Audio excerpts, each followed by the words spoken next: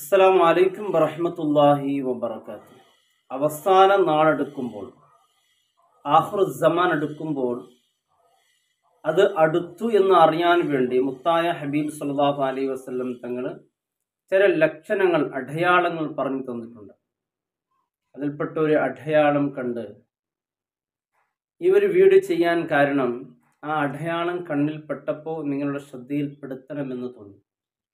ആ അടയാളം കണ്ണിൽ കാണാൻ ഏതുപോലുണ്ടെന്ന് പറഞ്ഞാൽ കഹവാസിൽ ഹമാം, അതായത് പ്രാവിൻ്റെ മേട എങ്ങനെ ഉണ്ടോ അതുപോലെയാണ്.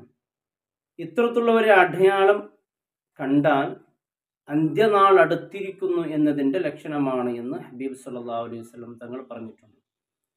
ഈ അടയാളം നിങ്ങളുടെ നാട്ടിലും കാണാതിരിക്കാൻ വേണ്ടി നിങ്ങളെ നാടുകളിലെ ഗ്രൂപ്പുകളിലൊക്കെ ഇത് എത്തണം. കാരണം അങ്ങനെ നാം അന്ത്യനാളിൻ്റെ അടയാളങ്ങളെ തൊട്ട് നാം അകന്നു നിൽക്കുമ്പോൾ അന്ത്യനാൾ ദൂരെയാവുകയാണ്. അത്തരത്തിലുള്ള അടയാളങ്ങൾ പ്രത്യക്ഷപ്പെട്ടാൽ അന്ത്യനാൾ അടുത്തു എന്നതിൻ്റെ ഒരു ലക്ഷണമാണ്. ഇത് അബൂദാവൂദിൽ 42:12 അൽബാനി സ്വഹിയാണെന്ന് വിശേഷിപ്പിച്ച ഹദീസിൽ പറഞ്ഞ ഒരു അടയാളമാണ്. ഈ പ്രാവിൻ്റെ മേട നാം കണ്ടിട്ടുണ്ടാവും. അത് ഏതുപോലെ എന്നറിയോ? പ്രാവിൻ്റെ മേട മുകളിലിങ്ങനെ നല്ല കറുപ്പായിരിക്കും, താഴ്ഭാഗം നോക്കുമ്പോൾ വെളുപ്പ്. ഇത്തരത്തിലുള്ള അടയാളമാണ് അന്ത്യനാളാകുമ്പോൾ പ്രത്യക്ഷപ്പെടുമെന്ന് മുത്തായ ഹബീബ് സ്വഹിയായ ഹദീസിൽ നമ്മെ പഠിപ്പിച്ചിരിക്കുന്നു. ഈ അടയാളം ഉണ്ടാക്കുന്ന അപകടം എത്രത്തോളം എന്ന് പറഞ്ഞാൽ, അത് നമ്മുടെ ഇബാദത്തിന് വരെ ബാധിക്കുന്ന ഒരു ലക്ഷണം കൂടിയാണ്. മുത്തായ റസൂൽ സല്ലല്ലാഹു അലൈഹി വസല്ലം തങ്ങൾ പറഞ്ഞു, ഫി ആഖിരിസ് സമാൻ, അന്ത്യനാൾ അടുത്തു എന്ന് പറയുമ്പോൾ ഉണ്ടാകുന്ന ലക്ഷണങ്ങളെ കൂട്ടത്തിൽ ആഖിറുസ് സമാൻ ചില അടയാളങ്ങൾ കാണും. യകൂനു ഖൗമുൻ, ഇബ്നു അബ്ബാസ് റളിയല്ലാഹു അൻഹു തൊട്ട് റിപ്പോർട്ട് ചെയ്യുന്ന ഹദീസാണ്. ഒരു ജനവിഭാഗം അവർ ഏതുപോലെയായിരിക്കും ആഖിറുസ് സമാൻ അവരെ കാണുമ്പോൾ? കഹവാസുൽ ഹമാമിനെ പോലെ അവരെ കാണും.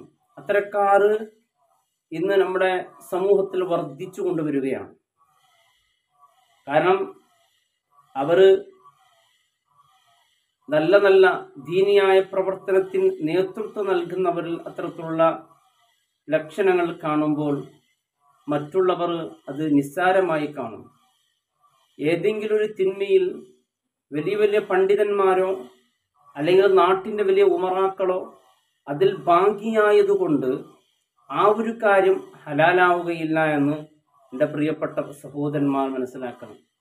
കാരണം ഇത്തരത്തിലുള്ള കാര്യങ്ങൾ പറയുമ്പോൾ ആ ഉസ്താദ് അങ്ങനെ ചെയ്യുന്നുണ്ടല്ലോ, അത്ര വലിയ പള്ളിയുടെ ഒരു പ്രസിഡന്റ് ആണല്ലോ, വലിയ നേതാവാണല്ലോ, അയാളിനുമുണ്ടല്ലോ ആ ലക്ഷണങ്ങൾ എന്ന് പറഞ്ഞ് ഒരാളത് ചെയ്തതുകൊണ്ട് അത് ഹലാലാവൂല.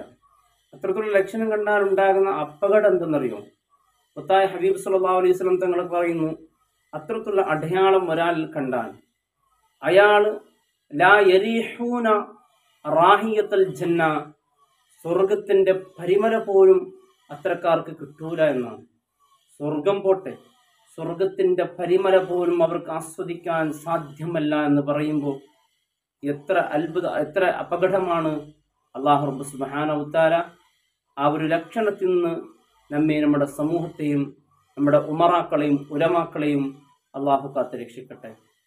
അപ്പം നേതൃത്വം നൽകുന്നവർ ഇത്തരത്തിലുള്ള ലക്ഷണങ്ങൾ കണ്ടാൽ അനുയായികൾ അത് ഹലാലാണ് എന്ന് കരുതി ഈ ഒരു കാര്യം അത്ര വലിയ ഗൗരവമുള്ളതല്ല എന്ന് നിസാരപ്പെടുത്താൻ സാധ്യതയുണ്ട്.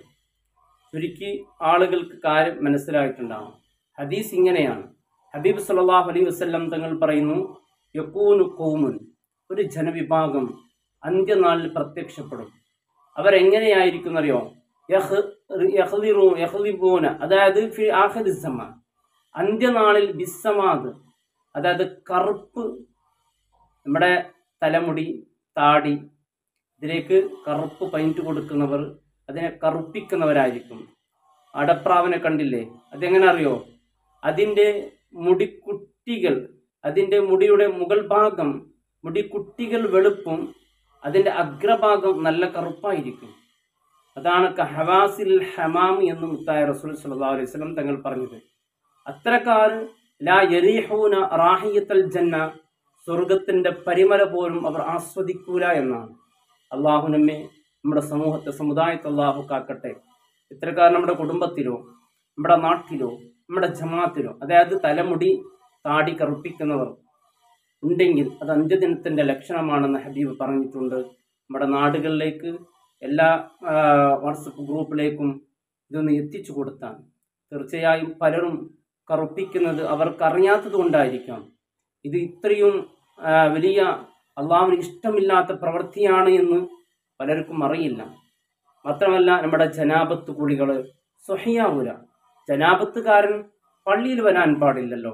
കുളി സഹിയാവാതെ പള്ളിയിൽ വന്നു ഇമാമിൻ്റെ കൂടെ നിസ്കരിക്കുന്ന എത്ര ഉമറാക്കളെ നമുക്ക് പള്ളിയിലൊക്കെ കാണാൻ സാധിക്കും.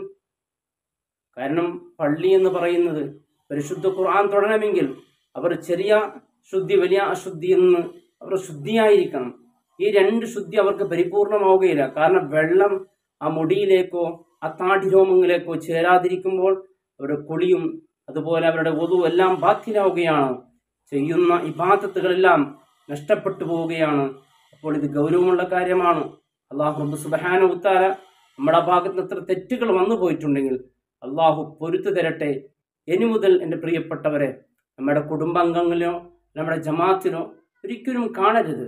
അള്ളാഹു നമുക്ക് നൽകിയ സൗന്ദര്യമുണ്ടല്ലോ, അള്ളാഹു നമുക്ക് നൽകിയ നിഅമത്തുകൾ തീർച്ചയായും കറുപ്പിച്ചതുകൊണ്ട് കൂടുതലായി ഒന്നും കിട്ടാൻ പോകുന്നില്ല. അള്ളാഹു എത്രയാണോ കണക്കാക്കിയത് അത് മാത്രമാണ്. ഇപ്പോൾ ഇത് വർദ്ധിച്ചു വരികയാണ്. പ്രായം കൂടി അവസാനം മരിക്കുന്ന ഒരവസ്ഥയിലേക്ക് എത്തിയവരൊക്കെ സുബ്ഹാനല്ലാഹ് സങ്കടമുണ്ട്. കാരണം ബാർബറിലൊക്കെ അവർ പോയാൽ അവർക്ക് ചെയ്തു കൂട്ടുന്ന പ്രവൃത്തിയൊക്കെ എത്ര സങ്കടപ്രയാസം എന്നറിയോ. കാരണം അവരെ മുഖവും അതുപോലെ അവരുടെ കഴുത്തിൻ്റെ ഭാഗത്തൊക്കെ കൃത്യമായി മനസ്സിലാകും അവരുടെ പ്രായവും എത്രയാണ് എന്ന് ജനങ്ങളിലേക്ക്. ഈ താടിമുടി അതുപോലെ തലമുടി കറുപ്പിച്ചതുകൊണ്ട് നമുക്ക് എന്ത് നേടാനാണ്, എന്ത് നേട്ടമാണ്? ഒരു 10 പേര് അവരെ യൗവനമാണ് എന്ന് പറഞ്ഞത് കൊണ്ടൊരു കാര്യമുണ്ടോ? അള്ളാഹു നമുക്ക് നൽകിയ യുവത്വവും ആരോഗ്യമുണ്ടല്ലോ, ആർക്ക് വേണ്ടിയാണ്? അത് ഇബാദത്തിന് വേണ്ടിയാണ്. അതല്ലാതെ മറ്റുള്ളവരെ മുമ്പിൽ വലിയ ഒരാളായത് കൊണ്ട് നമുക്കൊന്നും കിട്ടാൻ പോകുന്നില്ല. അള്ളാഹു റബ്ബ് സുബ്ഹാനഹു വ തആല ആരോഗ്യം ആഫിയത്തും ദീർഘായുസ്സും അള്ളാഹു നൽകട്ടെ. നമ്മുടെ വീട്ടിൽ ഒരാളെ ഭാഗത്തും ഇത് സംഭവിക്കരുത്. നമ്മുടെ ജമാഅത്തിൽ ഇത്തരത്തിലുള്ള കാര്യങ്ങൾ ചെയ്യുന്നവരുണ്ടെങ്കിൽ അതിനൊരു തിന്മയെ തടുക്കുന്നവരാകണം. അത്തരക്കാർക്ക് സ്വർഗമുണ്ടെന്ന് ശുദ്ധ ഖുർആനും ഹദീസുമൊക്കെ പഠിപ്പിച്ചിട്ടുണ്ട്. മൻ റഅ മുൻകറൻ ഫൽയുഗയ്യിർ ബിയദിഹി, ഒരു തിന്മ കണ്ണ് കൊണ്ട് കണ്ടാൽ നിന്റെ കൈ കൊണ്ട് അത് തടയണം. ഫഇല്ലം യസ്തതിഹ്, നിനക്ക് സാധ്യമല്ലെങ്കിൽ ഫബിലിസാനിഹി, നാവ് കൊണ്ട് തടയണം. അതിനും സാധ്യമല്ലെങ്കിൽ കൽബ് കൊണ്ടെങ്കിൽ തടയണമെന്നാണ് മുത്തായ റസൂൽ സ്വല്ലല്ലാഹു അലൈഹി വസല്ലം തങ്ങൾ പഠിപ്പിച്ചിട്ടുള്ളത്. അപ്പോൾ തിന്മയെ തടയുക എന്നുള്ള പ്രവൃത്തി ഒരാൾക്കും ഒഴിവാകുന്നില്ല. കാരണം എന്തറിയോ? കൽബ് കൊണ്ട് തടയാൻ സാധിക്കാത്തവനാരാണ്? എല്ലാവർക്കും സാധ്യമാണ്. അവർക്ക് ദുആ ചെയ്യാം അല്ലേ? അള്ളാഹു ആ തിന്മയെ നാ ചെറുപ്പക്കാരൻ അല്ലെങ്കിൽ അത്തരക്കാരൻ നീ രക്ഷപ്പെടുത്തണേ എന്ന്. ഇൻഷാ അല്ലാഹ് ഈ ഒരു വീഡിയോ അത്തരക്കാരിലേക്ക് എത്തുമ്പോൾ അതും ഒരു തിന്മയെ തടുക്കലാണ്. അള്ളാഹു തൗഫീഖ് ചെയ്യട്ടെ. അസ്സലാമു അലൈക്കും വറഹ്മത്തുള്ളാഹി വബറകാതുഹു.